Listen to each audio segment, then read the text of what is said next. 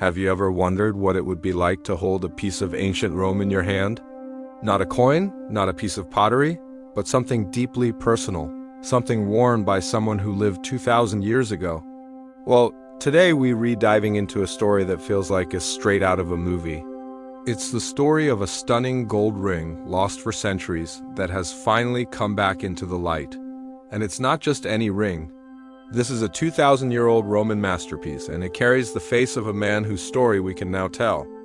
This incredible artifact was discovered near a Roman legionary fortress in Carlisle, a city in northern England. Imagine the scene: a metal detectorist scanning the earth gets a signal. They dig, and what emerges from the soil is not just a piece of metal, but a gleaming gold ring, almost as perfect as the day it was lost.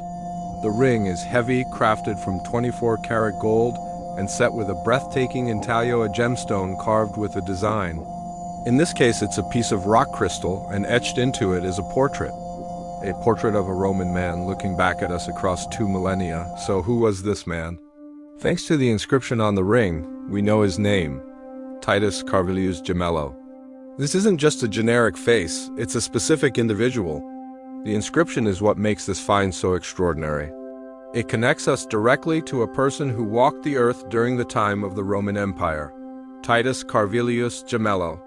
Just saying the name feels like traveling back in time. Who was he? What was his life like? This ring is our key to unlocking his story.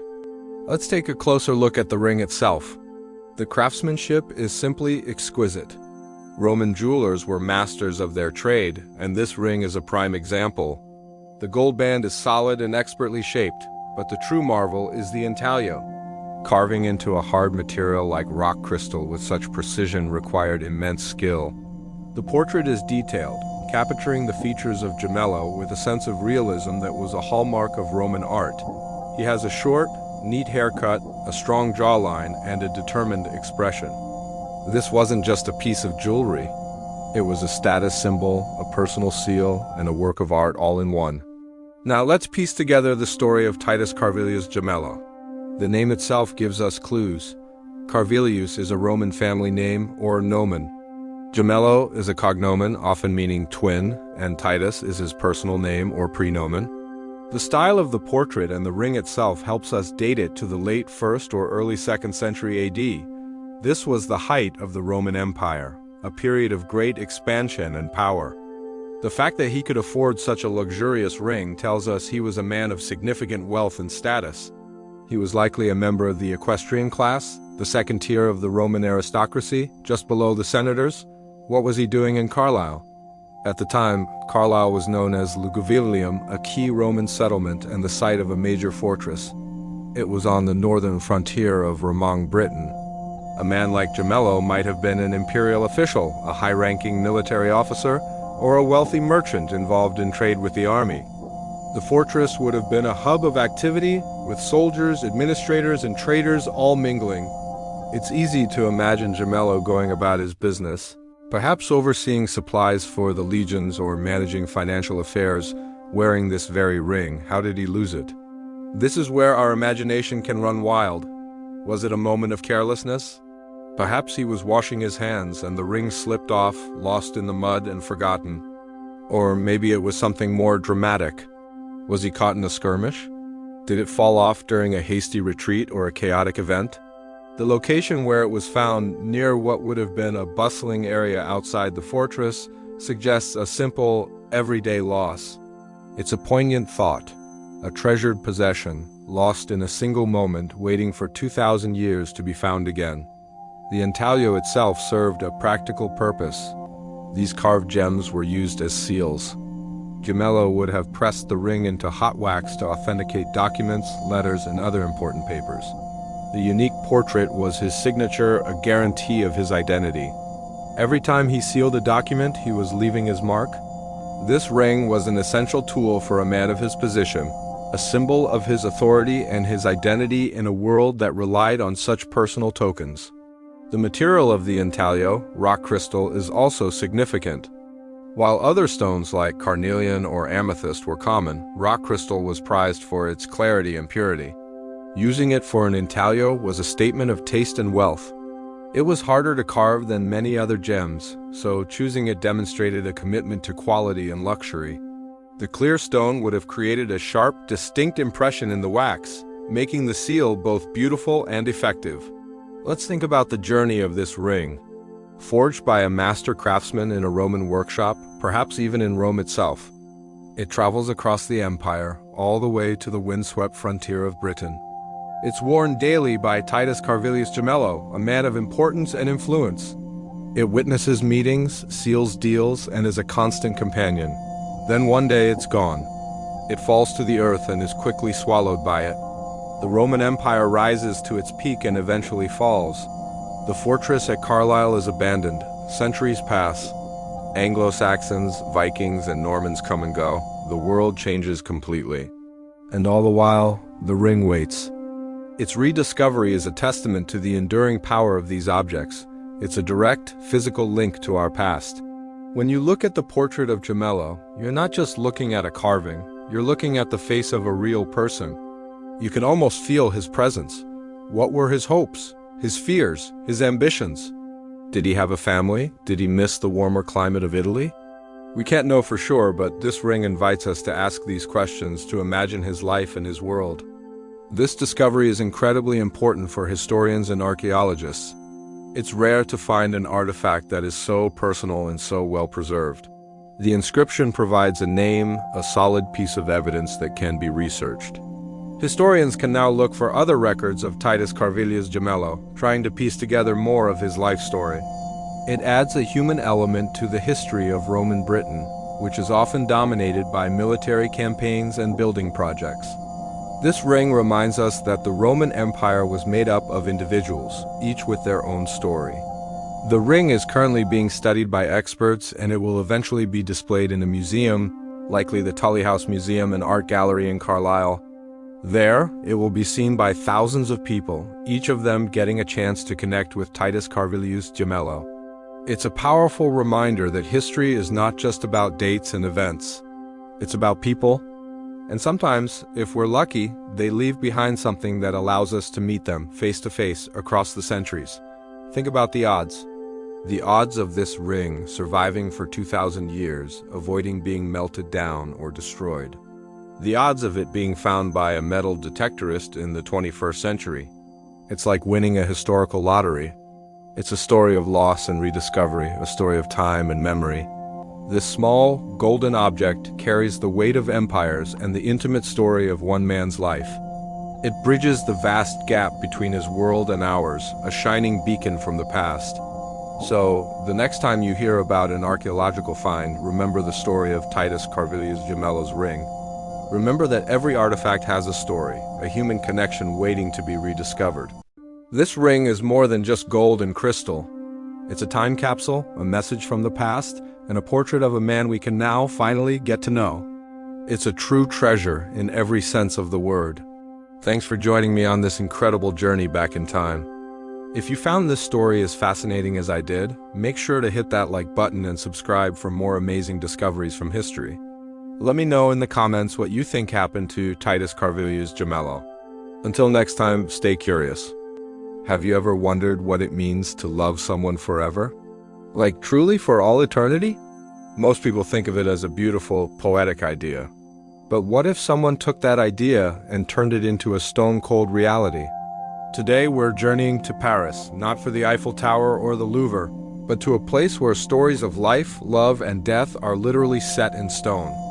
We're heading to the world-famous Père Lachaise Cemetery. Now, this isn't just any cemetery. It's a sprawling, beautiful city of the dead, home to legends like Oscar Wilde, Jim Morrison, and Edith Piaf.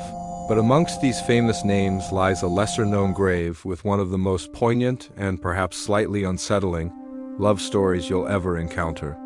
It's the final resting place of a musician and actor named Fernand Arbelot. You've probably never heard of him. He lived from 1880 to 1942, a respectable career in French theater and music. But it's not his life's work that draws people to his grave. It's his final wish, a wish born from a love so deep it defied even death itself. As we approach his tomb, you'll notice it's different from the others. It's not a grand mausoleum or a simple headstone, it's a sculpture. A life-sized figure of a man, Fernand himself, lying down, propped up on one elbow. He's holding something in his hand, a disembodied head. Now, before you think this is some macabre horror story, let me explain. The head he's holding is that of his beloved wife. When Fernand Arbelot's wife passed away, he was utterly heartbroken.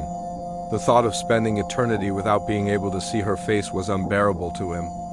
So he made a very specific, very unusual request for his own tomb. He wanted a sculpture that would depict him for all time, gazing upon the face of his wife. So here he lies eternally. The sculpture shows him in a recumbent position, as if resting, but his focus is singular. He holds the sculpted face of his wife, and his stone eyes are locked onto hers. It's an incredibly powerful image.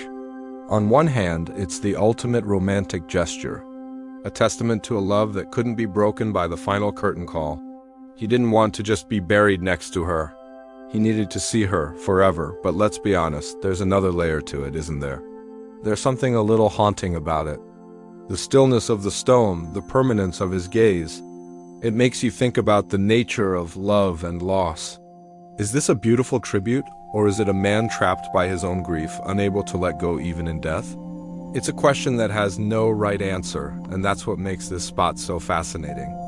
The sculptor, a Belgian artist named Adolphe Wansert, did an incredible job of capturing this complex emotion. You can see the tenderness in the way Fernand holds his wife's face. It's not a grasp of possession, but a gentle cradle. His own expression is serene, almost peaceful. It's as if, in this stone tableau, he has found his eternal happiness. Think about the context. Fernand Arbelot died in 1942 during the dark days of World War II in occupied Paris, a time of immense uncertainty, fear, and separation. In a world being torn apart, maybe this final, unshakable act of devotion was his personal rebellion. A statement that love, true love, could create its own pocket of peace, a reality immune to the chaos outside. When you stand here, surrounded by the quiet rustle of leaves and the whispers of history, you can't help but feel moved.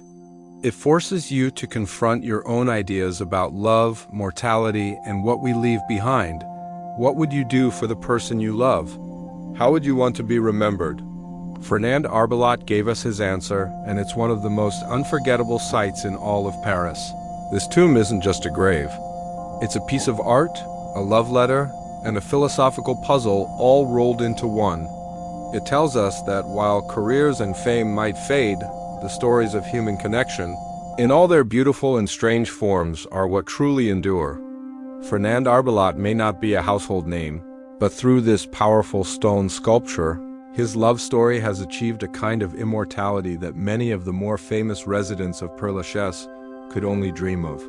It's a reminder that sometimes the most profound stories aren't found in history books, but in the quiet corners of a cemetery waiting to be discovered.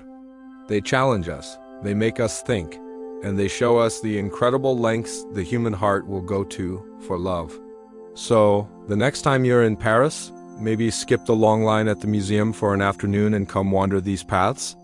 You never know what eternal love story you might find. Thanks so much for joining me on this little journey into a different side of Paris. If you enjoyed this story, please give this video a like and subscribe for more hidden histories from around the world. Let me know in the comments what you think. Is this the ultimate romantic gesture or just a little bit creepy? I'd love to hear your thoughts. Until next time, stay curious. Hey everyone, and welcome back to the channel. Today, we're taking a trip back in time, way back, to one of the most incredible historical sites on the planet. We're heading to the heart of Jordan's capital to explore the Amman Citadel, a place that's been continuously inhabited for over 9,000 years. Can you even imagine that? From the Stone Age to the modern day, this hilltop has seen it all.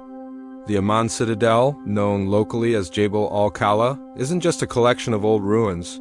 It's a layered cake of history.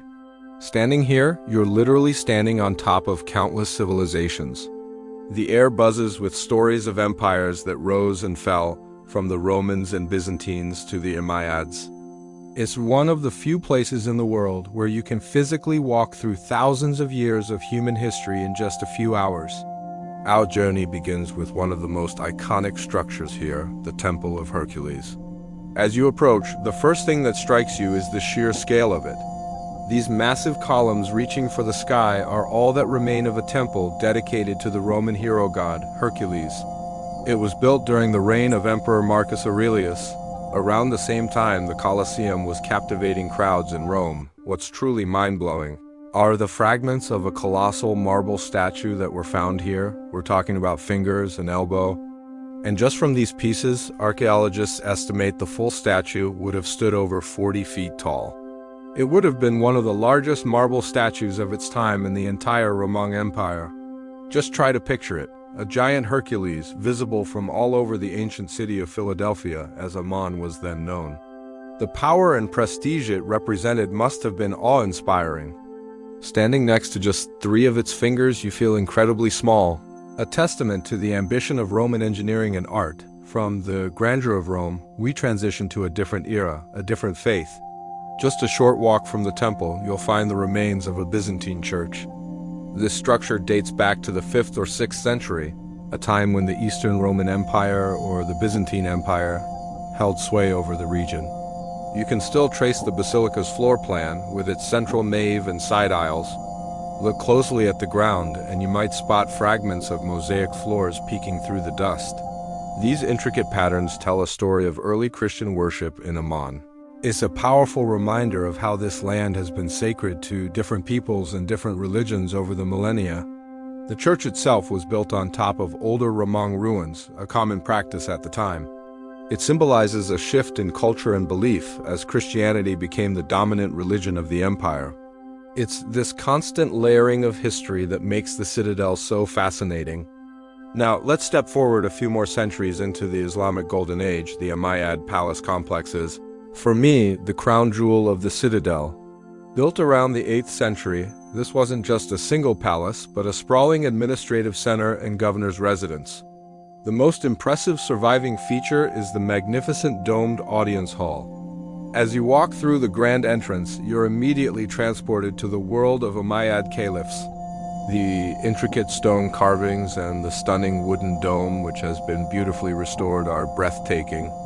The design is a fusion of Byzantine and Persian architectural styles, creating something uniquely Islamic. This was a place of power, politics, and culture. Imagine processions of dignitaries and merchants from across the vast Umayyad Empire walking these very courtyards. The complex also included residential quarters, a mosque, and a bathhouse, giving us a glimpse into the sophisticated urban life of the period. But the history of the Amman Citadel goes even deeper. Long before the Romans, Byzantines, or Umayyads, this hill was a major settlement. Archaeological digs have unearthed pottery from the Middle Bronze Age, linking this site to the time of the biblical patriarchs. In fact, the Bible mentions the city as Rabath Ammon, the capital of the Ammonites. The citadel is believed to be the very place where the dramatic story of David and Bathsheba unfolded, where Uriah the Hittite was sent to his death in battle. Even before that, we have evidence of life stretching back to the Neolithic period, around 7000 BCE. That's 9,000 years of continuous human settlement. Think about it. People were living on this hill before the pyramids of Egypt were built, before Stonehenge was erected. Archaeologists have found Stone Age houses, tools, and statues that give us a rare window into one of the earliest urban communities in the world.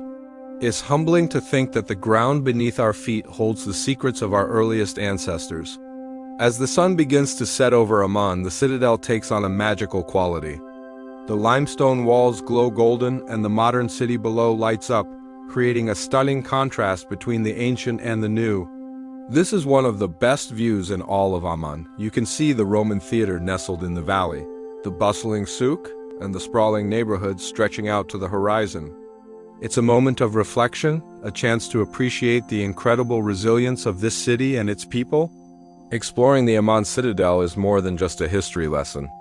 It's an experience that connects you to the deep, continuous story of human civilization. It's a place of breathtaking views, architectural marvels, and profound historical significance. From Stone Age farmers to Roman centurions and Umayyad princes, their echoes linger in the stones and the winds that sweep across this ancient hill. So if you ever find yourself in Jordan, make sure the Amman Citadel is at the top of your list. It's a journey through time you will never forget. Thanks for joining me on this incredible adventure today. If you enjoyed this video, please give it a thumbs up. And don't forget to subscribe for more explorations of the world's most amazing places. See you in the next one. Hey everyone, and welcome back to the channel. Today we're diving deep into one of America's oldest and most chilling mysteries, the lost colony of Roanoke. But we're not just rehashing the old story. We're going to look at a controversial and fascinating piece of physical evidence that might just hold the key to what happened to those 117 men, women, and children who vanished without a trace over 400 years ago. This is the story of the Dare Stone. To set the stage, let's travel back to the late 16th century. England is trying to establish a foothold in the New World, a land of opportunity and danger. In 1587, a group of English settlers, led by Governor John White, landed on Roanoke Island off the coast of modern-day North Carolina. This wasn't the first attempt, but it was meant to be the first permanent English colony. Among the settlers were Governor White's own daughter, Eleanor Dare, her husband Ananias Dare, and their newborn daughter, Virginia Dare, the first English child born in the Americas. But the colony was in a precarious position. Supplies were low, and tensions with the local Native American tribes were high. Governor White made the difficult decision to sail back to England to gather more resources and reinforcements. He expected to be back within a few months. However, fate had other plans. A war broke out between England and Spain, and every available ship was commandeered for the war effort. It would be 3 long years before John White could finally return to Roanoke. When he arrived in August 1590, what he found was a ghost town. The settlement was deserted. The houses had been taken down, and there was no sign of a struggle, no bodies, nothing. The only clue left behind was a single word carved into a wooden post: Crotoan. Another carving, Crow, was found on a nearby tree. Crotoan was the name of a nearby island, now known as Hatteras Island, and also the name of the friendly Native American tribe that lived there. Before he left, White had instructed the colonists that if they had to leave, they should carve their destination. If they were in distress, they were to carve a Maltese cross above it. There was no cross. This suggested they had left willingly. White wanted to sail to Crotoan Island immediately, but a powerful storm rolled in, damaging his ships and making the journey impossible. Heartbroken and with his crew refusing to continue, he was forced to sail back to England. He would never see his daughter, his granddaughter, or any of the other colonists again, and for centuries, that's where the story ended. The fate of the lost colony became a question mark in the pages of history. Did they integrate with the Crotoan tribe? Did they try to sail back to England and get lost at sea? Or did something far more sinister happen? Now, let's fast forward nearly 350 years to 1937. A man named Louis E. Hammond, a tourist from California, was exploring the swamps of North Carolina near the Chowan River, about 50 miles inland from Roanoke Island. He claimed he was looking for hickory nuts when he stumbled upon a curious-looking rock. It was a 21-pound piece of quartz, and what caught his eye were the strange inscriptions covering one side. It looked like Old English lettering. Hammond took the stone with him, and eventually it found its way into the hands of historians and scholars at Emory University in Atlanta. When they deciphered the text, they were stunned. The inscription appeared to be a message from none other than Eleanor White Dare, addressed to her father, John White. The message was heartbreaking. It claimed that after he left, the colonists had suffered terribly from sickness and attacks. It mentioned that many of them, including her husband Ananias and her daughter Virginia, had been killed. The message was dated 1591, 4 years after White had left. The front of the stone read, Ananias Dare, and Virginia went hence unto heaven 1591.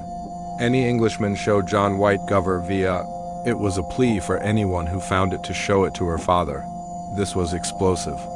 If authentic, it was the first piece of direct evidence from a colonist explaining what happened. It suggested a much grimmer fate than simply assimilating with a friendly tribe. The location where it was found, far inland, also matched a theory that the colonists might have moved up the Chowan River.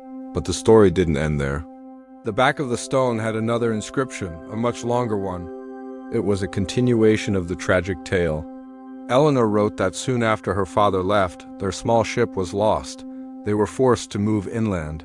For 2 years, they lived among friendly natives, but then sickness struck, and half of them died. Then, a war with hostile natives began, and many more were killed in attacks. The message described a brutal massacre. It said that all the colonists were slain, except for 7. The names of the dead were listed, including her husband and daughter. She wrote, "All dead but 7. My name Eleanor Dare, 1591. It was a message from a survivor, a witness to the complete annihilation of her community, a mother who had lost her child. It was a desperate cry into the wilderness, hoping her father would one day find it and know their fate. The discovery of this Dare stone, as it came to be known, set off a firestorm of excitement and debate.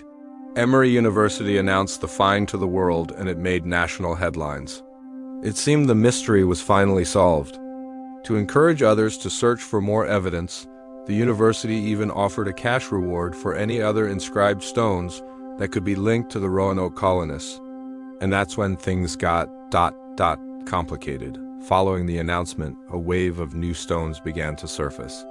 Over the next 3 years, a man from Georgia named Bill Eberhart discovered 47 more stones, one by one. These stones continued the narrative, telling a sprawling story of the 7 survivors' journey westward, from North Carolina, through Georgia, and even into the foothills of the Appalachian Mountains. The story became more and more elaborate, with tales of marriages to Native Americans, travels, and the eventual death of Eleanor Dare herself. At first, the academic community was thrilled. Each new stone seemed to add another piece to the puzzle. But soon, doubts began to creep in. The sheer number of stones was one red flag. Why would the survivors spend so much time and effort carving their life story onto dozens of heavy rocks? The linguistic patterns on the subsequent stones also raised suspicions. The spelling and grammar seemed inconsistent, almost like someone was trying too hard to imitate Elizabethan English but making modern mistakes. The source of the stones, Bill Eberhart, also came under scrutiny. He was a stonecutter by trade, which meant he had the skills and tools to carve rocks. And he was conveniently the one finding almost all of them. Geologists who examined the stones noted that while the first stone was a type of quartz found in North Carolina, many of Eberhart's stones were from Georgia, fitting his own location rather than the colonists' supposed path. By 1941, the consensus among most serious historians and archaeologists had turned. An investigation published in the Saturday Evening Post exposed the numerous inconsistencies and labeled the entire collection, including the original stone, a probable hoax. The language was deemed too modern in some places, the narrative too convenient, and the finder too suspicious. The academic excitement turned into academic embarrassment. Emory University quietly packed the stones away, and the Dare stones faded from the public eye, becoming a footnote in the Roanoke mystery, dismissed as a clever but ultimately fake artifact. But is that the end of the story? Not quite. For decades, the stones were considered a closed case, a hoax. But in recent years, some researchers have called for a second look, particularly at the original stone found by Louis Hammond. Unlike the 47 stones that followed, the first stone stands apart.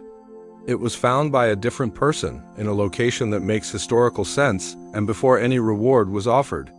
Modern scientific analysis offers new possibilities. Ed Schrader, a geologist and president of Brenau University, where the stones are now housed, has been leading a new investigation. Using advanced techniques like Raman spectroscopy and X-ray fluorescence, his team has been analyzing the physical properties of the stones. Their initial findings have been intriguing. The analysis of the first Dare stone suggests that its carved surface shows a similar level of weathering to its uncarved surfaces, which could indicate the carvings are very old.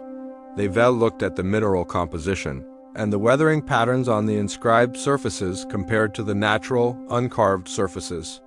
Furthermore, they found that the interior of the stone, beneath the surface layer, was a brilliant white quartz, while the surface was coated in a darker patina. This patina had seeped into the carved letters, something that would take a very long time to happen naturally. This doesn't happen with a fresh carving. This scientific evidence challenges the long-held assumption that the first stone is a modern fake. It suggests it could genuinely be from the 16th century. Of course, this doesn't prove that Eleanor Dare carved it, but it reopens the possibility that it's an authentic artifact from the Roanoke era. So where does that leave us? We have a tantalizing artifact that was once hailed as the solution to a great mystery, then dismissed as a fraud and is now being re-examined with fresh eyes and new technology. If the first Dare stone is real, it paints a harrowing picture of the colonists' final years' story of disease, starvation, and violent conflict, ending in a massacre that left only a handful of survivors. It would mean that Virginia Dare, the symbolic first child, died as a toddler in the harsh wilderness of the New World. If it's a hoax, then it's one of the most elaborate and successful historical forgeries in American history, one that fooled experts for a time and perfectly tapped into the public's fascination with the lost colony. The other 47 stones are almost universally considered fakes, likely created by Eberhard to cash in on the reward and the fame. But the first stone, the one found in the swamp in 1937, remains an enigma. Is it the final, heartbreaking message of Eleanor Dare, or is it the clever creation of a 20th century hoaxer? The debate continues, and until we have definitive proof one way or the other, the Dare stone will remain a powerful and controversial symbol of America's oldest unsolved mystery. What do you think? Is the stone a genuine message from the past or a clever fake? Let me know your theories down in the comments. I'd love to hear what you think about this fascinating piece of history. See you next time. Have you ever heard of ancient surgery? I'm not talking about a few hundred years ago, I'm talking about thousands of years ago. Back in the Stone Age, we often imagine our Neolithic ancestors as primitive, but what if I told you they were performing complex brain surgery and even creating prosthetics? It sounds like science fiction, but it's a real archaeological discovery that completely changes our understanding of the past. Picture this, a cave in the south of France. Near a place called Roque des Ailes, archaeologists are carefully excavating a burial site. They uncover the remains of a woman who lived sometime between 3000 and 2000 BCE. As they clean the skull, they notice something truly extraordinary. First, there's a large, perfectly circular hole in the side of her head. This isn't from an injury. This is trepanation, the ancient practice of drilling or scraping a hole into the skull. Why would anyone do this? Well, ancient cultures performed trepanation for various reasons. Some believe it was to release evil spirits thought to be causing headaches, seizures, or mental illness. Others suggest it was a more practical medical procedure to relieve pressure on the brain after a head injury.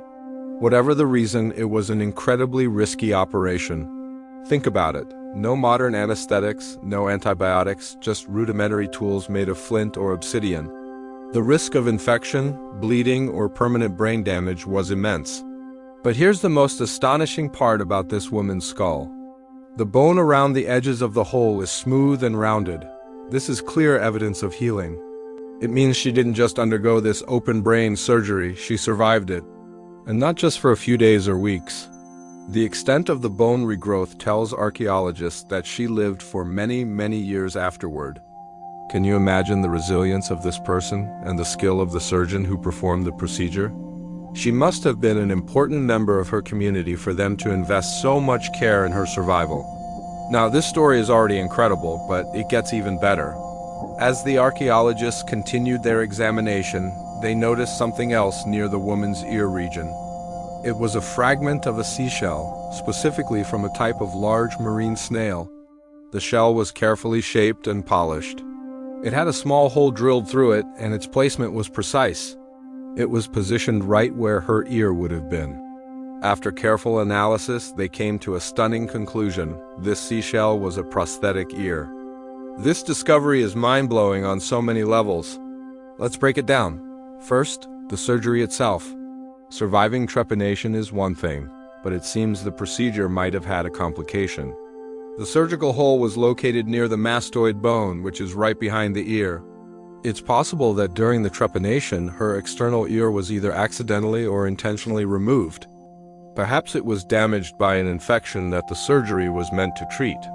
Losing an ear would have been a significant disfigurement, affecting not just her appearance, but possibly her social standing.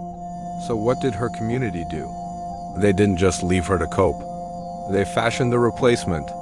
They found a large, durable seashell, shaped it to resemble an ear, polished it smooth, and created a way to attach it. The small hole drilled into the shell suggests it might have been held in place with a cord, or perhaps pinned to a piece of cloth or leather worn over her head. This wasn't just a functional piece. It was an act of profound care and social inclusion. They went to great lengths to restore her sense of wholeness. This little seashell prosthetic completely challenges our stereotypes about the Stone Age. We're not just talking about survival of the fittest. We're seeing evidence of empathy, of community support, and of a surprisingly sophisticated understanding of the human body and spirit. They recognized that physical appearance and social identity were important. They had the technical skill to perform delicate surgery and the artistic sensibility to create a lifelike prosthesis from natural materials. This woman's story paints a vivid picture of Neolithic life. She was a survivor, a testament to the medical knowledge of her time. The people around her were not just hunter-gatherers. They were caregivers, surgeons, and artisans. They possessed a level of compassion that we might not have expected. The fact that she was buried with her prosthetic ear suggests it was an integral part of her identity, something she wore for years, maybe even decades. This find also opens up a lot of questions. How common were procedures like this? Was this a one-of-a-kind case, or are there other examples of ancient prosthetics waiting to be discovered? It makes you wonder what other secrets are buried beneath our feet. Each new archaeological find is like a puzzle piece, slowly revealing a more complex and nuanced picture of our ancient ancestors. They weren't just grunting cavemen. They were people just like us who loved, cared, innovated, and persevered against incredible odds. The woman from Roque d'Aile and her seashell ear are a powerful reminder that the past is full of surprises. It shows us that the desire to heal, to care for one another, and to restore what has been lost is a fundamental part of the human story, stretching back thousands of years. It's a story of resilience, ingenuity, and a community that refused to let one of its own be defined by her injury. So the next time you think of the Stone Age, don't just picture flint tools and cave paintings. Picture a skilled surgeon carefully tending to a patient. Picture a community rallying around one of their own. And picture a woman walking through her village thousands of years ago, proudly wearing an ear fashioned from the sea. It's a humbling and inspiring glimpse into our shared human history. What do you think about this discovery? Does it change how you view the ancient world? Let me know in the comments below. And if you enjoyed this journey back in time, don't forget to like this video and subscribe for more incredible stories from our past. Thanks for watching. Have you ever heard of a project so ambitious, so grand, that its failure became more famous than its intended success? Let's travel back to the 17th century, to the Golden Age of Sweden, a time when King Gustavus Adolphus ruled with an iron fist and a grand vision. He wanted to build a navy that would not only dominate the Baltic Sea, but also serve as a symbol of Sweden's immense power and prestige. And the crown jewel of this new fleet was to be a ship like no other, the Vasa. Imagine this, a colossal warship, dripping with ornate carvings and armed to the teeth with the heaviest cannons of its time. The Vasa wasn't just a military vessel. It was a floating masterpiece, a statement to the world. King Gustavus Adolphus was personally involved in its design, constantly demanding more. More cannons, more decorations, a higher, more imposing structure. He wanted a ship that would strike fear and awe into the hearts of his enemies just by its appearance. The name itself, Vasa, was taken from the ruling royal dynasty, tying the ship directly to the king's own legacy. The construction took over 2 years, involving hundreds of shipwrights, carpenters, sculptors, and painters. The ship was a monster of its ear, over 226 feet long from bow to stern. It was designed to carry 64 heavy bronze cannons, a staggering amount of firepower for the time. Most ships carried their heaviest guns on a single lower deck, but the king insisted the Vasa have 2 full gun decks, stacking immense weight high above the waterline. The ship was adorned with over 700 intricate sculptures, all painted in vibrant, dazzling colors. These weren't just random decorations. They depicted lions symbolizing Swedish royalty, Roman emperors, biblical heroes, and menacing sea creatures. The entire vessel was a piece of propaganda designed to tell a story of Swedish might, courage, and divine right to rule. On August 10, 1628, the day of the maiden voyage, the city of Stockholm was buzzing with excitement. Thousands of people, from commoners to foreign diplomats, gathered along the harbor to witness the launch of this magnificent ship. The weather was calm, with only a light breeze. The Vasa, with its cannons polished and its flags flying high, was a breathtaking sight. It was towed out into the harbor, its sails were unfurled, and it fired a salute. The journey had begun, but it wouldn't last long. As the ship slowly moved toward the harbor entrance, a sudden gust of wind caught its massive sails. The Vasa began to lean, to list dangerously to one side. Water rushed in through the lower, open gun ports. The crew scrambled, trying to correct the balance, but it was too late. The top-heavy design, a direct result of the king's ambitious demands, had doomed the ship. In a matter of minutes, right in front of the horrified crowds, the majestic Vasa slipped beneath the waves and settled on the seabed, just a mile from where it had set sail. It took about 1,300 meters, or less than a nautical mile, to meet its end. Of the 150 people on board, around 30 lost their lives in the disaster. The immediate aftermath was one of shock and disbelief. How could this happen? It was a national humiliation. The king, who was away leading his army in Poland, was furious when he heard the news. An inquest was held to find who was to blame. Was it the shipwrights, the captain, the officers?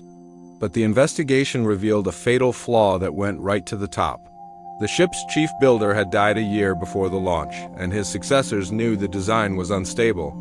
They had even demonstrated this to the vice admiral. They lined up men on the upper deck and had them run from side to side, and the ship rocked so violently they had to stop the test for fear of it capsizing right there at the dock. But who would dare to question the king's direct orders? No one was officially punished, as the ultimate responsibility lay with the king himself. For the next 3 centuries, the Vasa lay forgotten at the bottom of Stockholm harbor, preserved in the cold, brackish water that was hostile to the ship-eating worms common in saltier seas. Its story became a local legend, a cautionary tale. Then, in the 1950s, an amateur archaeologist and marine technician named Anders Franzén became obsessed with finding the lost warship. He spent years meticulously studying old documents and charts and methodically searching the harbor floor. In 1956, he finally succeeded. A core sample he pulled from the seabed contained a piece of blackened oak. The Vasa had been found. What followed was one of the most ambitious marine salvage operations in history. It took years of careful planning. Divers tunneled under the hull to pass massive steel cables, slowly and gently lifting the fragile wreck from its muddy grave. Finally, on April 24, 1961, after 333 years underwater, the Vasa broke the surface. Witnessed by a global television audience, it was an incredible moment. The ship was astonishingly intact. Once raised, the real work began. The waterlogged wood had to be preserved. For 17 years, the entire ship was continuously sprayed with a special wax-like substance, polyethylene glycol, to replace the water in the wood and prevent it from cracking and shrinking as it dried. Thousands of artifacts were also recovered from inside the hull, not just cannons and sculptures, but the personal belongings of the crew: clothes, shoes, tools, coins, and even the skeletal remains of some of the victims, offering a poignant human glimpse into life in the 17th century. Today, the Vasa stands in its own dedicated museum in Stockholm, the Vasa Museum. It is one of the most popular tourist attractions in Scandinavia, drawing over 1 million visitors a year, and it's easy to see why. Seeing the ship in person is a truly awe-inspiring experience. It's not a replica. It's the real thing, over 98% original. You can see the sheer scale of it, the incredible detail of the carvings, and the dark, imposing presence it still commands. The Vasa is more than just an old ship, it's a time capsule. It's a spectacular failure that became an unprecedented success in preservation. It serves as a powerful reminder that ambition needs to be tempered with expertise, that pushing for more and more without listening to the people who know best can lead to disaster. The very thing that caused it to sink its top-heavy, over-the-top design is what makes it so fascinating to us today. It's a monument to hubris, but also a testament to human ingenuity, both in its flawed creation and its brilliant resurrection. The story of the Vasa teaches us that sometimes our greatest failures can become our most enduring legacies. Thank you so much for watching. If you found this story as fascinating as I do, please hit that like button and subscribe for more deep dives into history's most incredible tales. Let me know in the comments what other historical failures or triumphs you'd like to see covered next. See you in the next video. Ever heard of the real-life hobbits? No, not from Middle-earth, but from our own planet's history. I'm talking about Homo floresiensis *, a fascinating, small-bodied human species nicknamed the Hobbit. For thousands of years, these ancient relatives thrived on the remote Indonesian island of Flores. They stood only about 3.5 feet tall, but they were skilled toolmakers and formidable hunters, even taking on pygmy elephants called stegodons. Their existence was a groundbreaking discovery, rewriting what we thought we knew about human evolution. But then, around 50,000 years ago, they vanished, gone. The big question has always been, why? What could have wiped out this resilient species that had survived on a challenging island for so long? Was it a volcanic eruption? Competition from modern humans? Or something else entirely? Well, a groundbreaking new study is pointing its finger at a silent, creeping culprit that we're all too familiar with today: climate change. Specifically, a devastating long-term drought. Let us dig into the evidence and explore how a dramatic shift in weather may have sealed the fate of the hobbits. To understand their story, we need to picture their world. The island of Flores is part of a chain known as Wallacea, a unique biogeographic region separated from both Asia and Australia by deep ocean straits. This isolation meant that life on Flores evolved in its own special way. You had giant rats, the previously mentioned dwarf elephants, and of course Homo floresiensis *. They lived in and around a specific cave called Lang Bua, which has become a treasure trove of information for archaeologists and paleontologists. Excavations at Lang Bua have given us their skeletons, their stone tools, and the bones of the animals they hunted. It's a detailed snapshot of their life. For a long time, the hobbits seemed to have a stable existence, perfectly adapted to their environment. They had a reliable food source and knew their island home inside and out, so what changed? To answer this, scientists had to become climate detectives. Instead of just digging for bones and tools, a multidisciplinary team started looking for clues in the environment itself. They conducted new excavations right outside the Lang Bua cave, analyzing ancient layers of sediment that act like a geological history book. Within these layers, they found something crucial: stalagmites. You know, those rock formations that grow up from a cave floor. Stalagmites are formed by dripping water, and as they grow, layer by layer, they trap chemical information about the climate at the time they were formed. It's like having a natural weather station that has been recording data for tens of thousands of years. By analyzing the isotopes within these ancient stalagmites, the researchers could reconstruct a detailed history of rainfall on the island. And what they found was startling.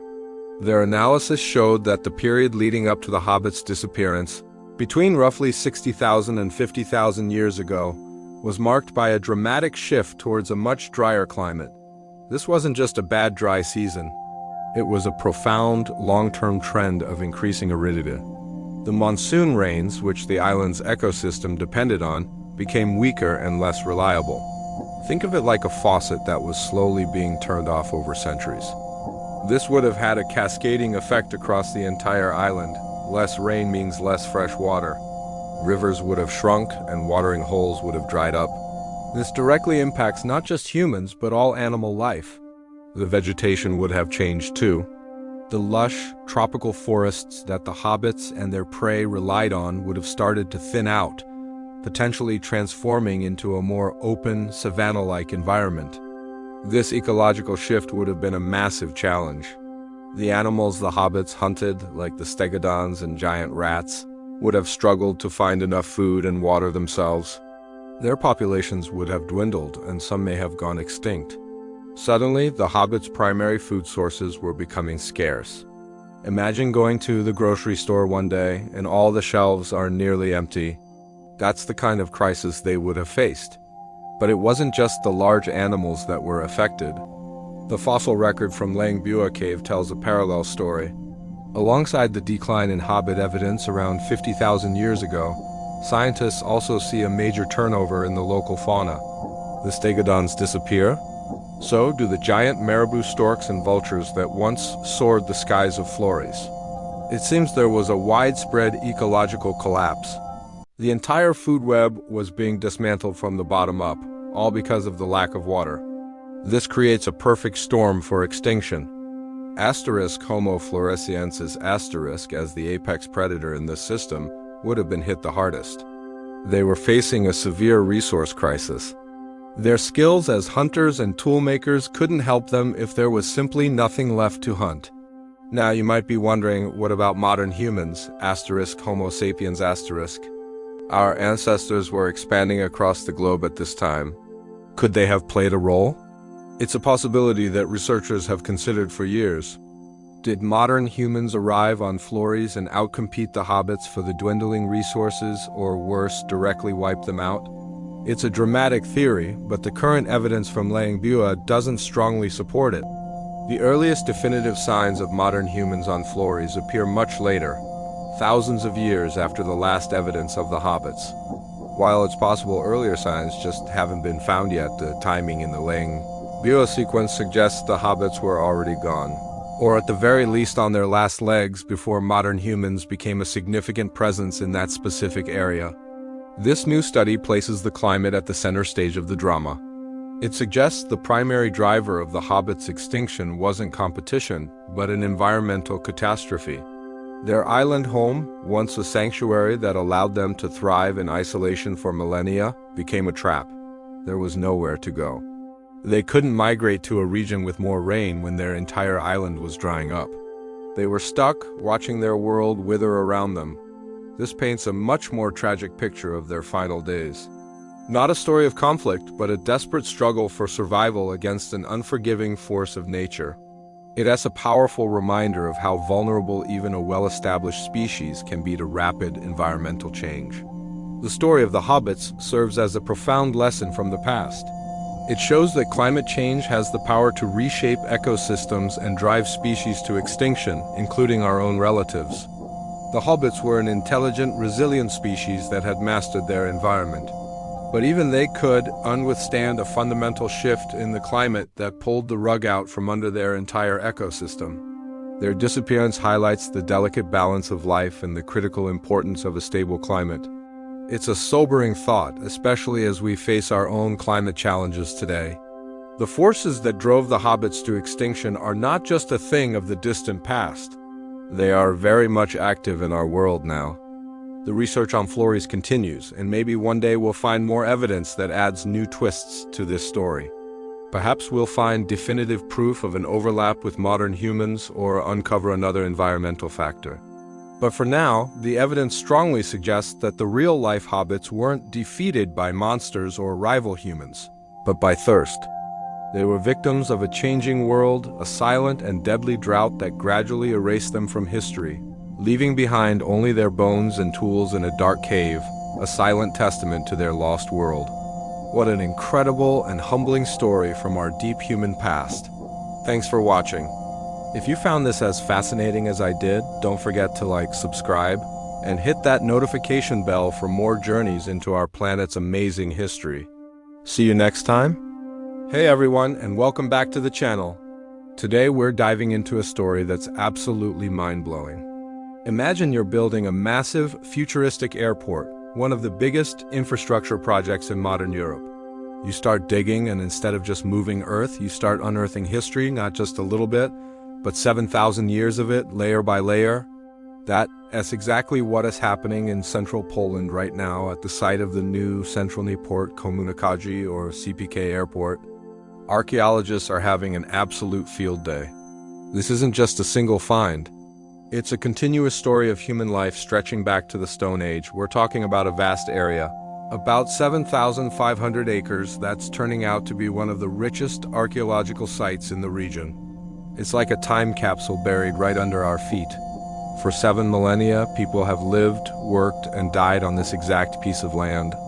And now, as Poland prepares for the future of air travel, it's getting an unprecedented look into its deep past.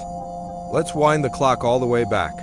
The earliest traces discovered so far date to the Neolithic period, around 5200 BCE. Picture this, 7,000 years ago. Long before the pyramids of Egypt were even a thought, early farming communities were setting up shop right here. These weren't just scattered camps.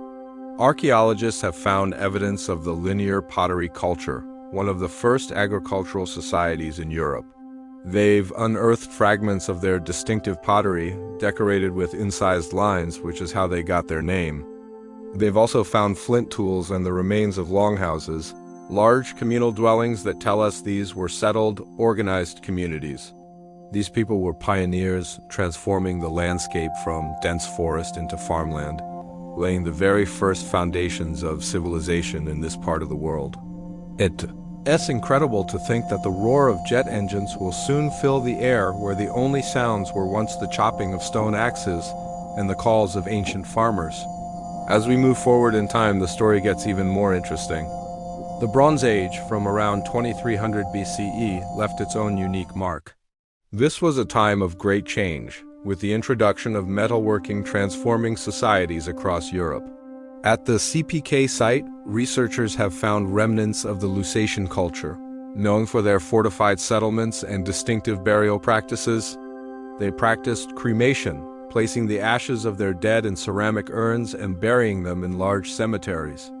One of the most significant discoveries is a vast cemetery from this period. Finding these urns gives us a very personal connection to these ancient people. It's not just about tools and buildings. It's about their rituals, their beliefs about the afterlife, and how they honored their loved ones. Each urn is a story, a life lived thousands of years ago. Then came the Romans. While the Roman Empire never directly conquered this part of Poland, its influence was immense. This era, known as the Roman influence period, was a time of bustling trade and cultural exchange. And you guessed it, the CPK site has evidence of that too. Archaeologists have uncovered artifacts that show clear connections to the Roman world. We're talking about things like Roman coins, which would have been incredibly valuable, and pieces of terra sigillata, a high-quality, glossy red Roman pottery. These weren't locally made, they were luxury imports. Finding them here tells us that the people living on this land were part of a vast trade network that stretched all the way to the Mediterranean. They were trading local goods, perhaps amber from the Baltic coast, for the sophisticated products of the Roman Empire. It paints a picture of a surprisingly cosmopolitan society, connected to the wider world in ways we're only now beginning to fully understand. Fast forward a few hundred years and we enter the Middle Ages. This is a period many of us are more familiar with, the time of knights, castles, and the rise of kingdoms. The excavations at the airport site are revealing a detailed picture of life during both the early and late Middle Ages. They've found the remains of entire medieval villages, complete with the outlines of wooden houses, wells for fresh water, and even ovens used for baking bread and firing pottery. Imagine walking through the ghostly footprint of a village that vanished 1,000 years ago. They've also unearthed everyday objects, pottery shards, iron tools, and personal items like buckles and jewelry. These humble artifacts are invaluable because they tell the story of ordinary people, how they cooked their meals, worked their fields, and lived their daily lives. It's a powerful reminder that history isn't just about kings and battles. It's about the countless generations of families who called this land home. The discoveries don't stop there. The timeline continues right up into the early modern era, from the 16th to the 18th centuries. This is the Poland of the Polish-Lithuanian Commonwealth, a major European power. At the site, archaeologists have found traces of manors and farmsteads from this period. They've uncovered more recent coins, beautifully crafted stove tiles that would have warmed the homes of the well-to-do, and other artifacts that show the evolution of life in the Polish countryside. One of the most fascinating finds is a complete treasure from the 17th century, a hidden stash of silver and gold coins. You can just imagine someone burying their life savings during a time of war or turmoil. Perhaps the Swedish invasion known as the Deluge, hoping to come back for it later, but never getting the chance. It's a poignant, personal story preserved in metal for over 300 years. So what does all this mean? First, the sheer scale of this project is unprecedented. The archaeological work is being carried out by a consortium of Polish research institutions and universities, employing hundreds of people. They're using the latest technology from aerial surveys and geophysical prospection to meticulously careful excavation. This isn't just about salvaging a few artifacts before the bulldozers move in. It's a systematic, large-scale research project that's essentially rewriting the history of this region. Before this, our understanding was based on smaller, scattered finds. Now, for the first time, we have a continuous, unbroken sequence of human settlement spanning 7,000 years in one location. It's a complete historical tapestry, not just a few loose threads. The information they're gathering is going to keep researchers busy for decades. Each artifact, each soil sample, each structural outline holds clues. By analyzing these finds, we can learn about ancient diets, trade routes, social structures, religious beliefs, and how people adapted to environmental changes over millennia. It's a treasure trove of data that will fill in huge gaps in our knowledge of Polish and Central European history. The plan is to create a permanent exhibition to showcase these amazing discoveries, possibly even at the new airport itself. Imagine flying into Poland and your first experience is walking past artifacts that were unearthed from the very ground the airport is built on. It would be an incredible way to connect the country's dynamic future with its incredibly deep past. This whole project is a perfect example of how development and heritage preservation can go hand in hand. Instead of seeing archaeology as an obstacle to construction, the CPK project has integrated it from the very beginning. The result is a win-win situation. Poland gets its state-of-the-art transport hub, and the world gets a stunning new window into 7,000 years of human history. It's a powerful reminder that the ground beneath our feet is a library, and sometimes you just need to start digging to read its incredible stories. What an amazing legacy to build on. Thanks so much for watching, everyone. What do you think is the most incredible part of this discovery? Let me know down in the comments. If you enjoyed this journey through time, don't forget to hit that like button, subscribe, and turn on notifications so you don't miss our next deep dive into history. See you in the next video. Today, we're diving deep into history, all the way back to the Iron Age, to uncover a story that completely changes what we thought we knew about ancient animals and trade. It's a tale that involves ancient DNA, powerful empires, and one very special animal, a mule. So, picture this. Northeastern Spain, the Penedès region, famous for its wine today. Archaeologists are working at an Iron Age site called Hort den Grimoire. They're excavating burial pits dating back to between 475 and 425 BA. In one of these pits, they find the remains of a single equid, horse-like animal. For years, everyone just assumed it was a horse or maybe a donkey. It was a common assumption, and the bones didn't scream anything out of the ordinary at first glance. But a team of curious researchers decided to take a closer look. Something about this animal felt different. It was unusually large for a donkey of that era, yet its proportions didn't quite match a typical horse. This is where modern science comes in to solve an ancient mystery.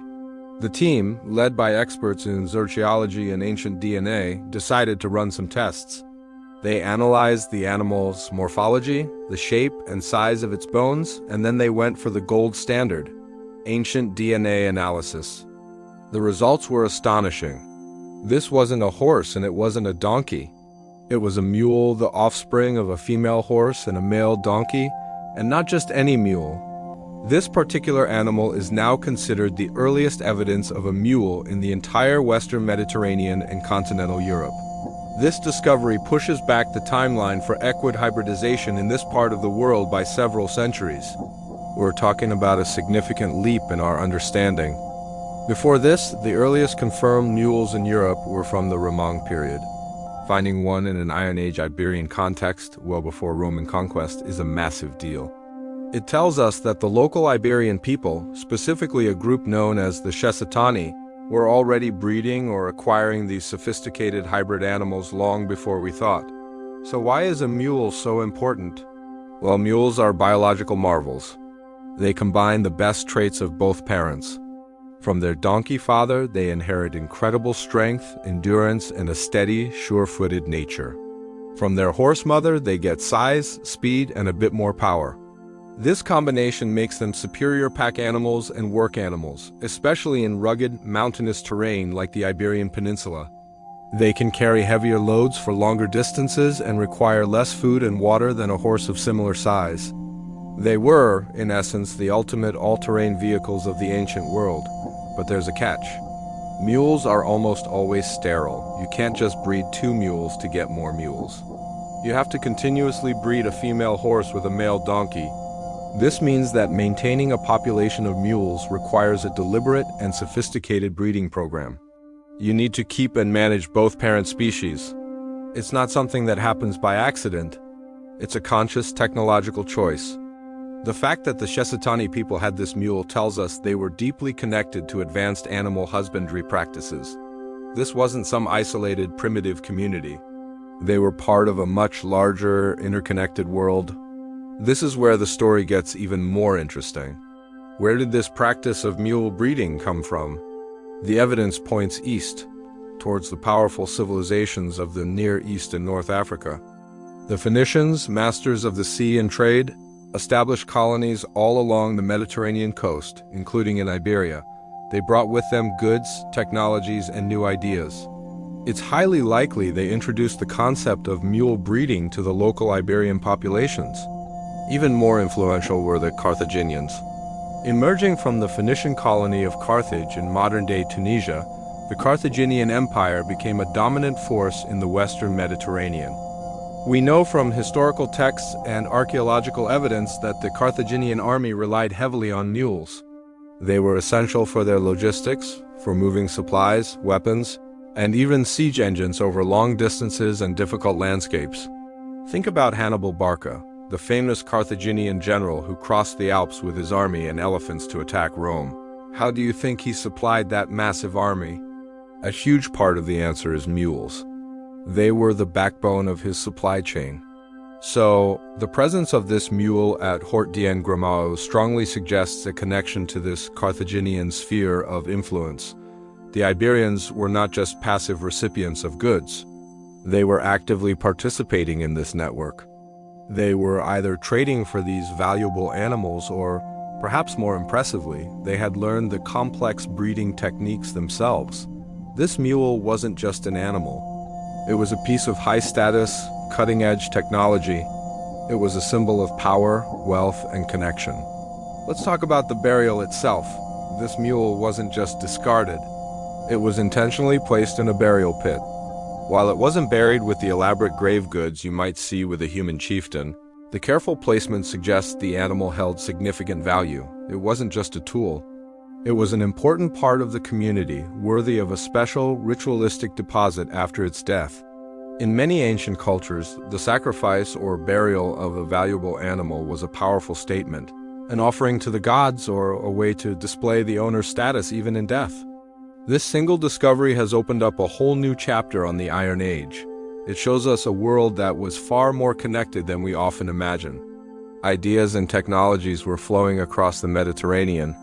A farmer or a warrior in what is now Spain could be using an animal bred with knowledge that originated thousands of miles away in Mesopotamia, passed through the Near East and was popularized by North African empires. The research team did an incredible job combining old-school archaeology with cutting-edge genetic analysis. They looked at the DNA, they measured the bones, and they cross-referenced it all with historical context. It's this interdisciplinary approach that allows us to tell such a rich and detailed story from just a few ancient bones. This mule from Hort d'en Gramao is more than just the oldest of its kind in the region. It's a key that unlocks a new understanding of the Iron Age economy, of military logistics, and of the vast trade networks that shaped the ancient world. It reminds us that history is constantly being rewritten, not by changing the past, but by improving how we look at it. One bone, one fragment of DNA, can completely reframe our understanding, and bring a forgotten world vividly back to life. It makes you wonder what other secrets are still buried beneath our feet, just waiting for the right tools and the right questions to be asked. What do you think about this discovery?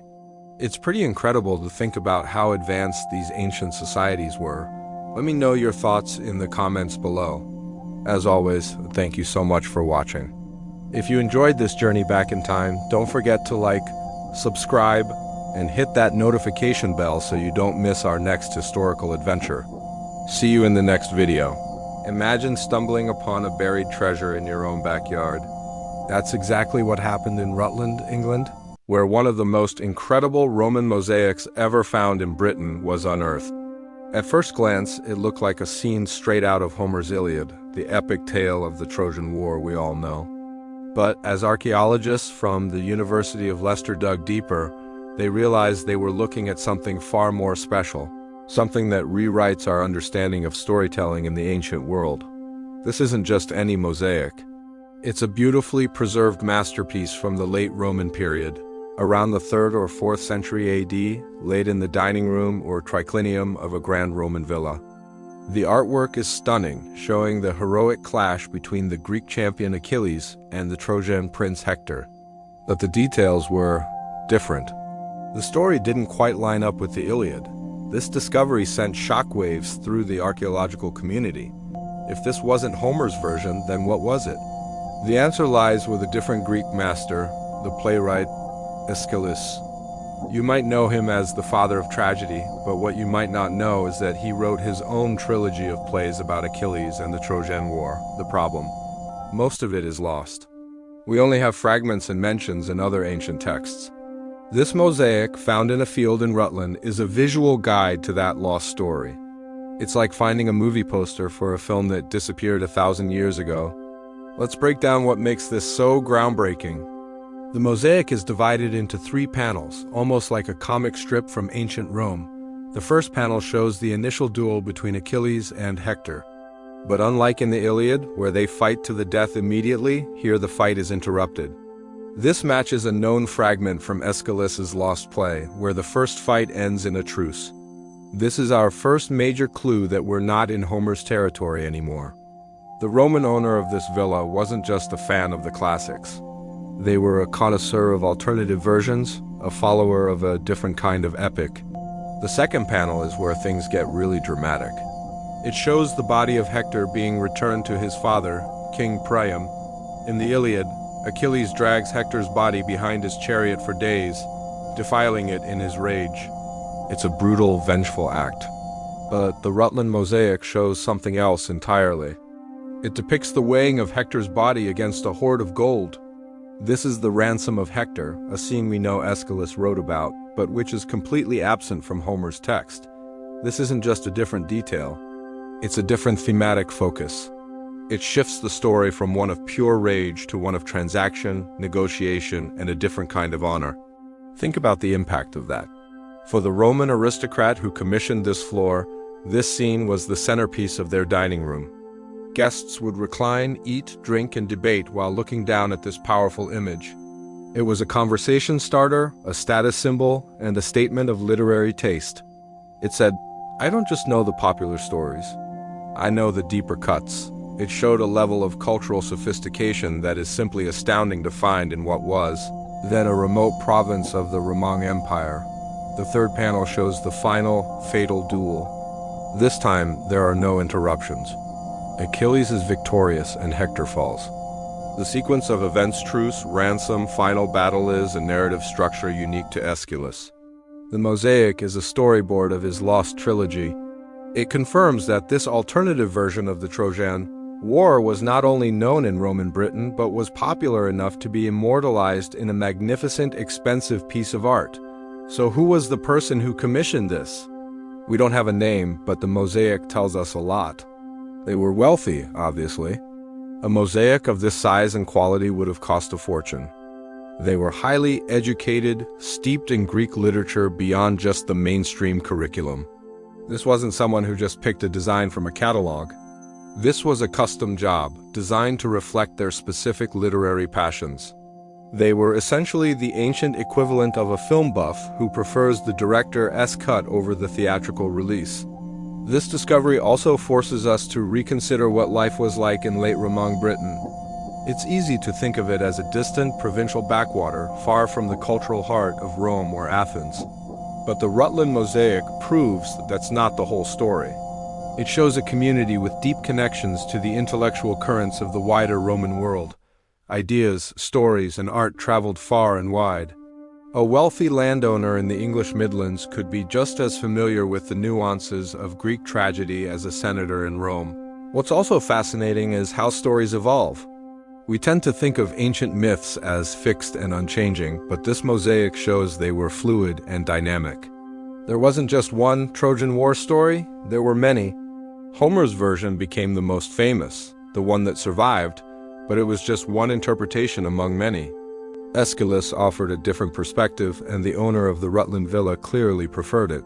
It's a powerful reminder that history is written by the survivors, and that includes stories. The team from the University of Leicester, led by Deputy Director John Thomas, has done an incredible job piecing this puzzle together.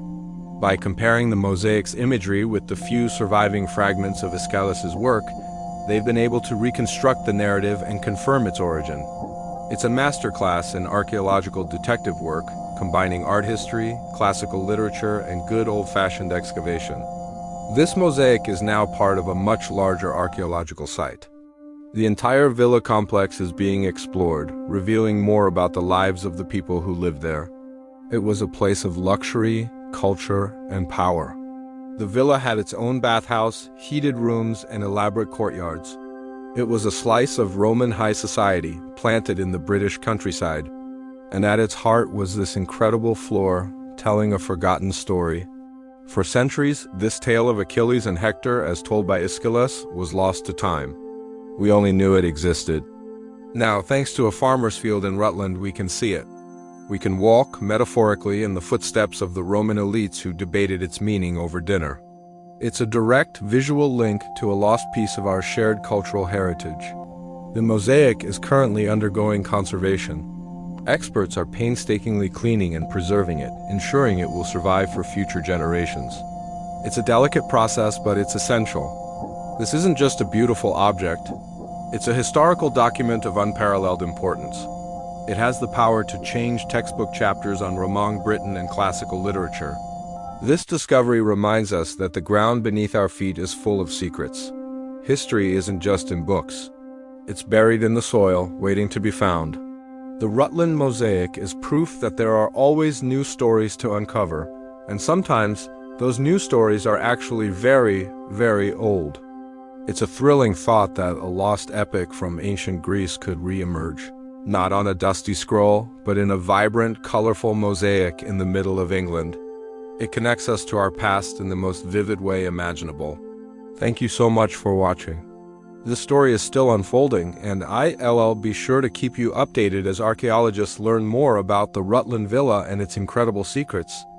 If you found this as fascinating as I did, please hit that like button and subscribe for more deep dives into the hidden corners of history.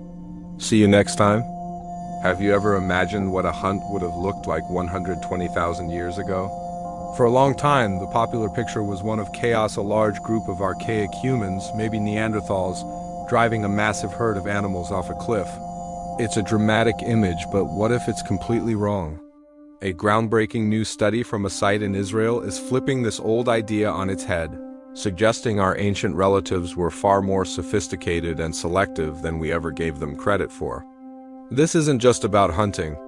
It's a story that could rewrite our understanding of their intelligence, social structures, and even why they eventually disappeared. Let's travel back in time to the Middle Paleolithic, specifically to a place called Nesharemla in the Levant. This region is a historical crossroads, a place where different human groups likely met for the first time. Around 120,000 years ago, archaic humans groups like the Neanderthals and other early members of the Homo genus roamed this landscape. It's also around this time that the first waves of anatomically modern humans, our direct ancestors, began migrating out of Africa. This sets the stage for a fascinating question. How did these different groups interact? And how did they compete for resources? Researchers digging at Nesher Ramla were looking for clues about the lives of these archaic people. They weren't just looking for tools. They were trying to piece together their behavior. And what they found in the layers of earth was a surprise. They uncovered the remains of large, powerful animals, wild cattle, known as aurochs, the ancestors of the cows we know today. But there was something strange about these bones. If the old mass slaughter theory was correct, you'd expect to find the remains of a whole herd, males, females, young, and old, all mixed together in a jumble at the bottom of a cliff or in a trap. But that's not what the evidence showed at all. Instead, the team found a very specific pattern. The bones belonged almost exclusively to prime-age adult aurochs. There were very few young calves or older, weaker animals. This is the first major clue that something different was going on. A mass kill event is indiscriminate. It takes whatever is in the herd. But this was the opposite. It was selective. The hunters were specifically targeting the strongest, healthiest, and most challenging animals in the herd. Why would they do that? Well, prime age adults offer the most bang for your buck, more meat, more fat, more resources. But hunting them is also incredibly dangerous. Aurochs were huge, aggressive animals, far more formidable than modern cattle. Targeting them required skill, courage, and most importantly, a well-thought-out plan. This is where the story gets even more interesting. The researchers believe that these archaic humans weren't just running blindly at these massive beasts, they were strategic. The theory is that they practiced what's called ambush hunting. They would carefully select their target, a prime adult auroch, and then work to isolate it from the rest of the herd. Imagine a small, coordinated group of hunters silently tracking the herd, waiting for the perfect moment. They wouldn't charge the whole group. That would be suicide. Instead, they'd create a distraction or use the landscape to their advantage to separate one animal. Once the auroch was alone, the real hunt began. This kind of hunting requires incredible knowledge of animal behavior. The hunters needed to understand herd dynamics, predict how an animal would react, and know its weaknesses. It also points to a high level of cooperation. This wasn't a job for one person. It would have taken a team communicating effectively and working together seamlessly to bring down such a powerful creature. Each member of the hunting party would have had a role, all executed with precision. This is a far cry from the brutish caveman stereotype. These were intelligent, organized hunters who planned their actions meticulously. They weren't just surviving. They were thriving by using their brains, not just their brawn. So how does this connect to modern humans, our ancestors who arrived on the scene later?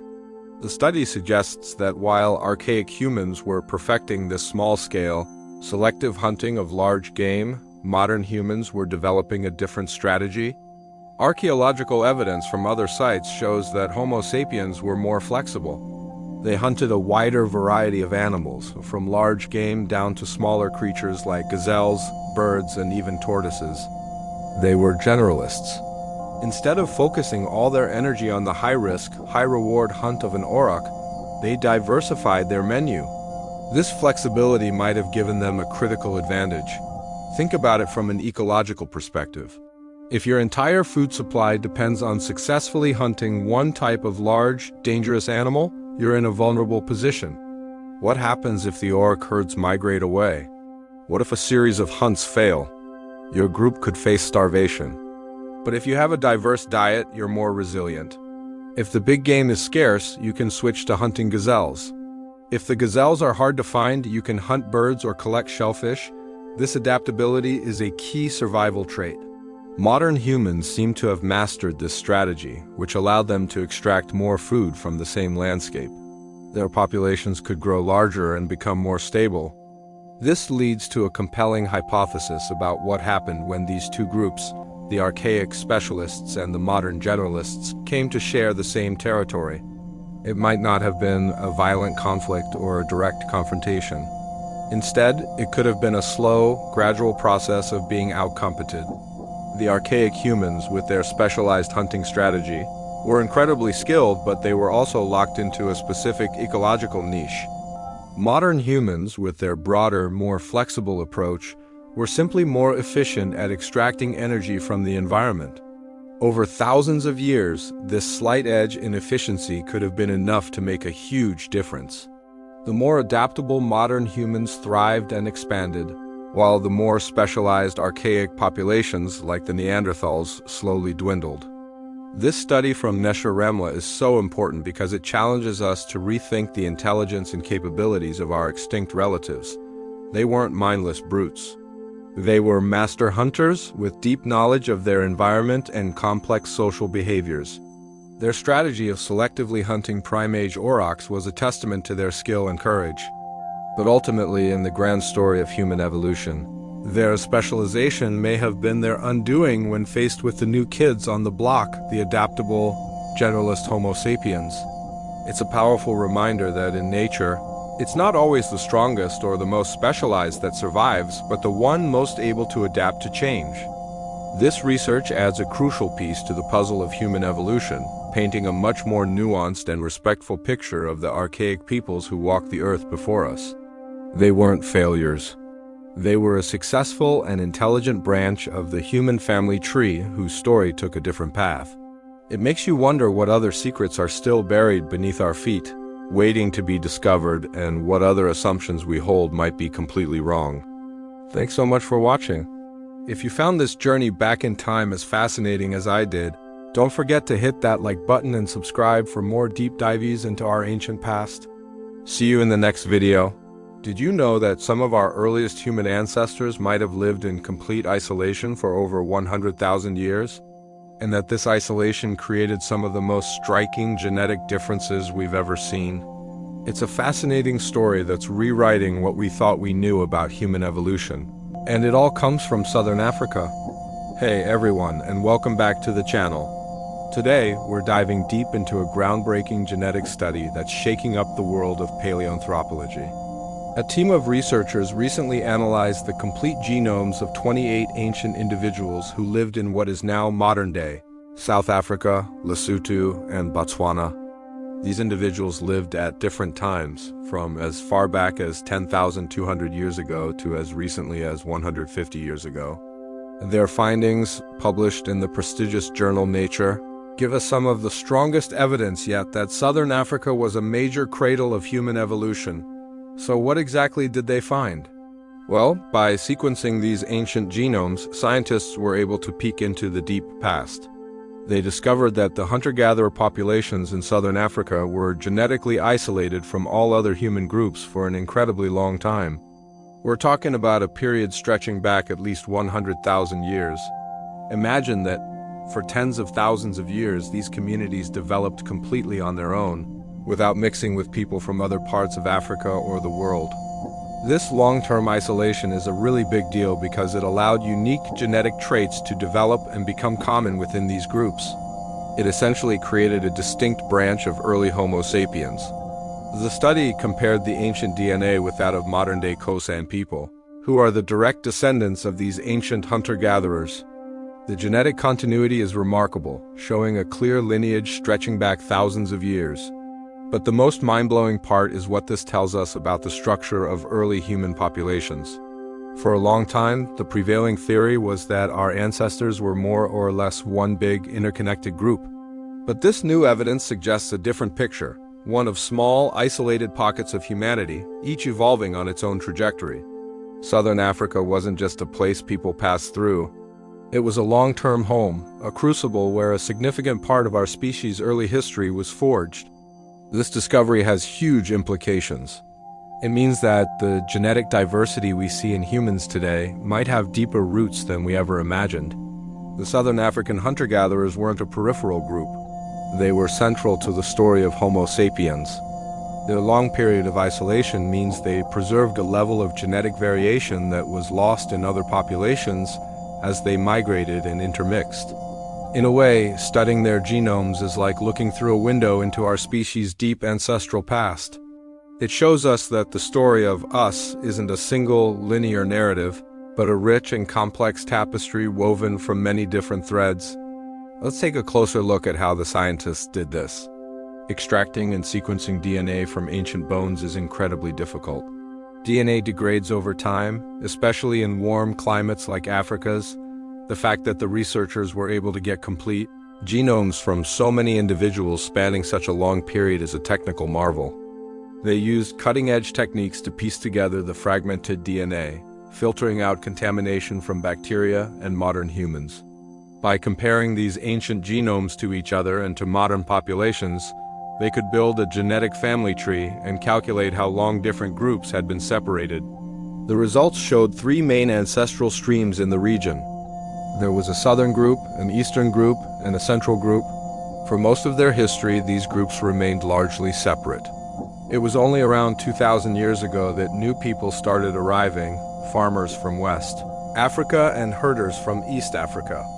This is when the long-standing isolation began to break down. The genetic data clearly shows this shift, as new DNA sequences start appearing in the genomes of individuals who lived after this period.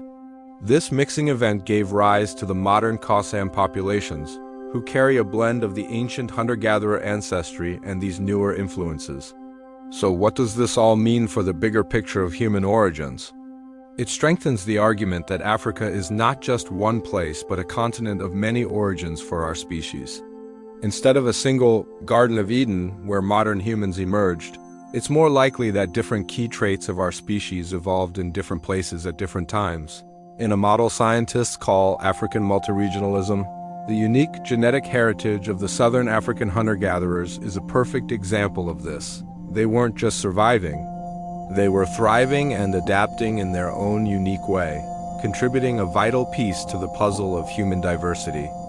This study also highlights the incredible importance of preserving genetic diversity today. The Khoisan peoples of southern Africa are carriers of one of the oldest and most distinct genetic lineages on Earth. Understanding their history helps us understand the history of all humanity. It's a powerful reminder that every population group has a deep and complex story written in their DNA. As we continue to explore the ancient human genome, we're not just learning about the past.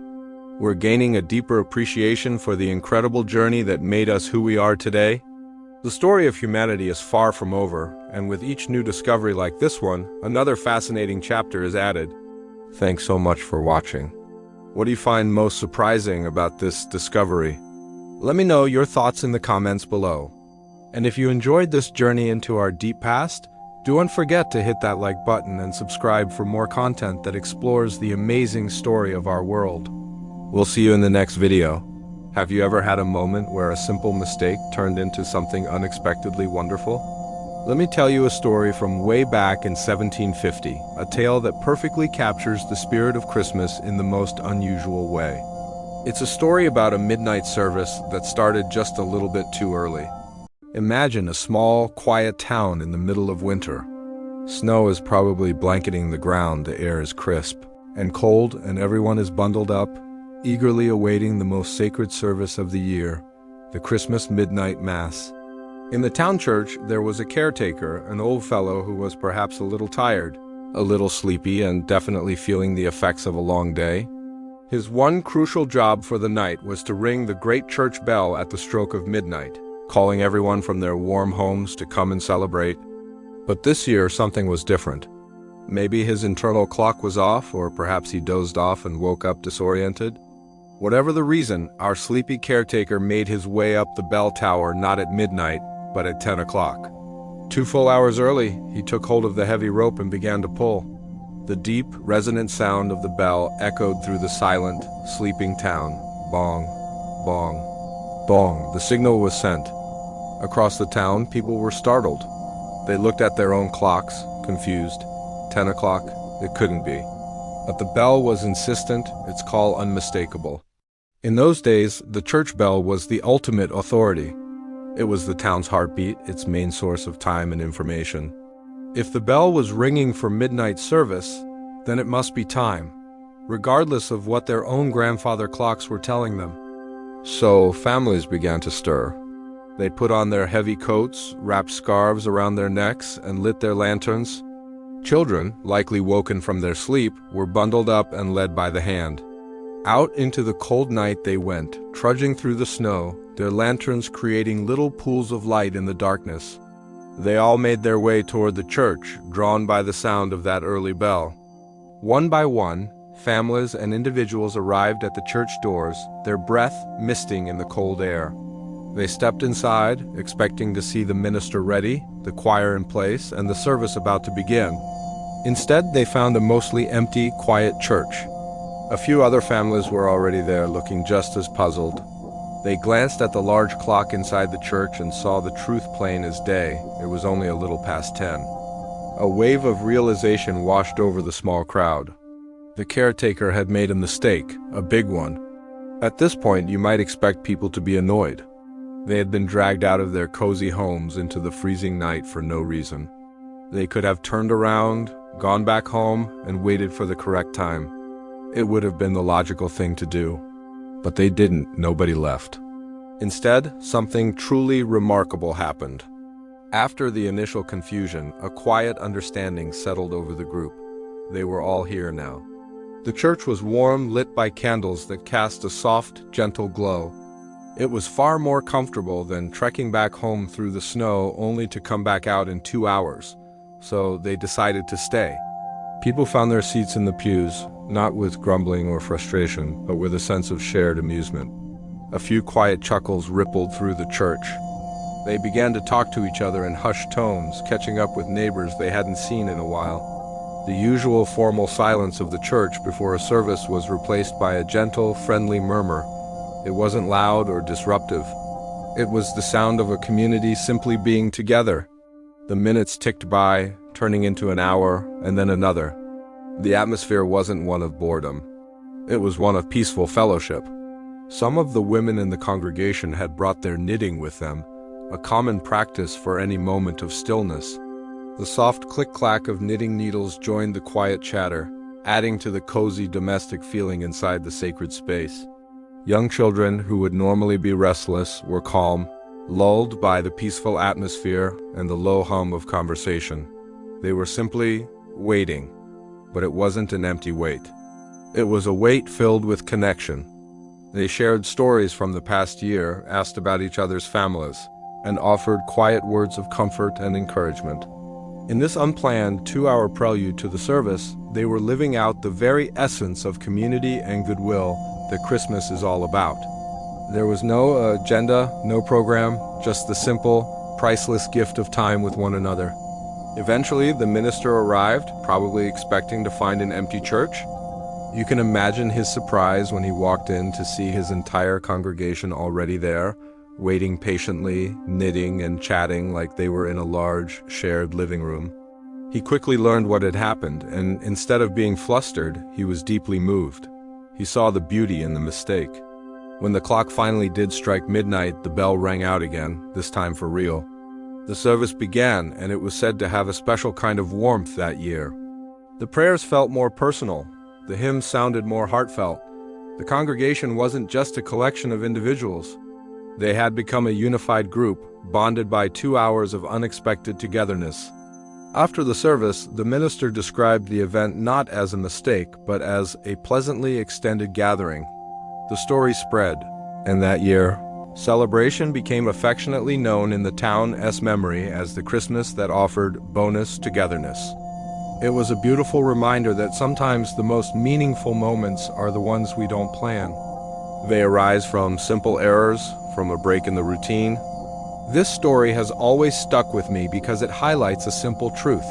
The greatest gifts are always found under the tree.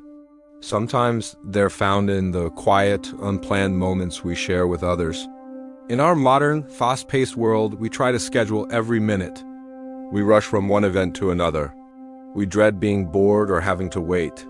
But what if we embraced those moments? What if we saw a delay not as an inconvenience, but as an opportunity?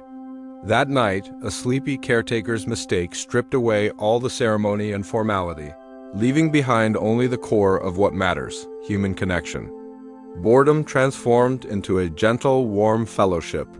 It was a rare, beautiful accident where people were given the gift of time to just be with each other without expectation or rush. It's a wonderful lesson to carry with us, not just at Christmas, but all year round.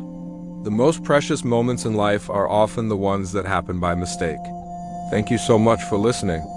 If you enjoyed this story, Please give this video a thumbs up and consider subscribing for more tales from history. What's a happy accident that you've experienced? Let me know in the comments below. I'd love to read your stories. See you next time. Have you ever been to a concert where you just couldn't hear a thing? It's frustrating, right? You lean forward, cup your ear, and maybe even squint a little, as if that will somehow enhance your hearing. Well, imagine an entire concert hall doing that all at the same time. That's exactly what happened in Prague, all the way back in 1719, during the premiere of what might be the quietest Christmas song ever written. Let's set the scene. It's December in Prague. The air is crisp, the streets are probably dusted with a light layer of snow, and the warm glow of candlelight spills from the windows of churches and concert halls. Christmas is just around the corner, and the city is buzzing with festive energy. This was the golden age of Baroque music, a time of grand, elaborate compositions by giants like Bach and Handel. Music was meant to be powerful, to fill every corner of a space with glorious sound. In the midst of all this grandeur, there was a local composer, a man whose name, sadly, has been somewhat lost to the footnotes of history. Let's call him Jan, a common name for the time and place. Jan wasn't looking to create the next thundering hallelujah chorus. He had a different idea, a vision for a carol that was as gentle and delicate as a single snowflake landing on your fingertip. He wanted to capture the quiet, holy hush of the nativity scene itself, the silent awe, the soft breathing of the animals in the stable, the gentle whisper of a mother's lullaby to her newborn son. So he poured his heart into this composition. Instead of booming organs and a full-throated choir, he wrote for a small ensemble, maybe a lone lute, a softly bowed viola da gamba, and a handful of singers instructed to sing in what we today call a head voice, almost a hum. The melody was simple, ethereal, and incredibly soft. He was proud of it. He believed its subtlety was its strength. The night of the debut arrived. The concert hall was packed. The city's music lovers, dressed in their finest winter attire, settled into their seats, anticipating a night of festive, soul-stirring music. The program featured several pieces, all of them suitably grand and celebratory. Then it was Jan's turn. The conductor raised his baton, the audience quieted down, and the music began. Or, at least they thought it began. From the back of the hall, you could barely hear a thing. It was more like a rumor of music than the music itself. A faint, almost imperceptible thread of melody drifted through the air. People started to shift in their seats. Was the performance starting? Did they miss the cue? A man in the third row leaned forward, straining to catch a note. The woman next to him, seeing him lean, did the same. Soon a slow wave of leaning rippled through the entire audience. It was a comical sight. Hundreds of people, all bent forward at the waist, their faces a mixture of confusion and intense concentration. Some people started squinting. Now, we all know squinting doesn't improve your hearing, but in that moment of collective confusion, it seemed like a perfectly logical thing to do. If you can't hear it, maybe you can see it better? The singers on stage were clearly singing, their mouths opening and closing, but the sound they produced was so delicate, it was almost swallowed by the vastness of the hall before it could reach the back rows. The most amazing part of this whole affair was the audience's reaction. They didn't cough or shuffle their feet or start whispering to each other. This was Prague in the 18th century, and they were a polite, discerning audience. They recognized that something was happening on stage, and they were determined to be a part of it. So they just nodded along. They'd catch a note here, a faint chord there, and they'd nod thoughtfully as if they were absorbing every nuance of the piece. You'd see someone in the balcony catch a fragment of a melody, and they'd nod sagely to their companion, who would nod right back, even though they probably heard a completely different fragment or nothing at all. For the entire duration of the carol, the hall was filled with the strange, silent ballet of leaning, squinting, and nodding. The musicians on stage, seeing the audience's intense focus, probably thought their piece was a resounding success. They must have thought, wow, they are truly captivated by the subtle beauty of our performance. They played and sang with even more gentle precision, making the already quiet piece even quieter. When the final whisper-soft note faded into absolute silence, there was a brief, confused pause. Then a polite, if somewhat muted, applause broke out. People clapped, not out of thunderous appreciation, but more out of respect for the effort, and perhaps relief that the straining was over. As you can probably guess, Jan's Quiet Carol never became a Christmas hit. It didn't get sung by carollers on snowy street corners or become a staple of festive concerts. It was, for all intents and purposes, a commercial failure. It was simply too gentle for its time, too subtle for the grand concert halls it was performed in. It was a beautiful secret that was told in a voice too soft to be heard. But here's the wonderful twist. The story survived. While the music itself faded into obscurity, the event did not. It was recorded in local archives and musicians' journals, not as a musical triumph, but as a memorable curiosity. It became known as the quietest Christmas song ever attempted. The story was passed down, a charming anecdote about the composer who dared to whisper in an age of shouting. And isn't there a beautiful lesson in that?